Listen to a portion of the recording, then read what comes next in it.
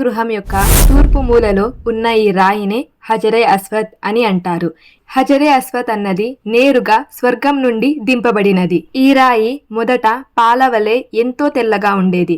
ఆ తర్వాత మనుషుల యొక్క పాపాల కారణంగా ఈ రాయి నల్లగా మారిపోయింది. ఇబ్రహీం అలైహిస్సలాం గారు మరియు వారి కొడుకు ఇస్మాయిల్ అలైహిస్సలాం గారు ఇద్దరూ కలిసి కాబా గృహాన్ని నిర్మించేటప్పుడు హజరే అస్వద్ ను ఇబ్రహీం అలైహిస్సలాం గారు స్వయంగా తమ చేతులతో కాబా గృహం యొక్క తూర్పు మూలలో అమర్చారు. మన ప్రవక్త ముహమ్మద్ సల్లల్లాహు అలైహి వసల్లం గారు స్వయంగా తమ చేతులతో హజరే అస్వద్ ను ముట్టుకొని చుంబనం చేశారు. అలాగే తవాఫ్ చేసేటప్పుడు ఏ వ్యక్తి అయితే హజరే అస్వద్ ను ముట్టుకొని చుంబనం చేస్తాడో అతని యొక్క పాపాలు క్షమించబడతాయి. అలాగే ఏ వ్యక్తి అయితే నిజమైన నిష్ఠతో హజరే అస్వద్ ను ముట్టుకుంటాడో అతని కోసం ప్రళయ దినం రోజున హజరే అస్వద్ ఒక సాక్షిగా ఉంటుంది. అల్లాహు తాలా ఈ పవిత్రమైన ప్రదేశాన్ని సందర్శించే ఒక అవకాశాన్ని మనకి అందరికీ కూడా ఇవ్వుగాక.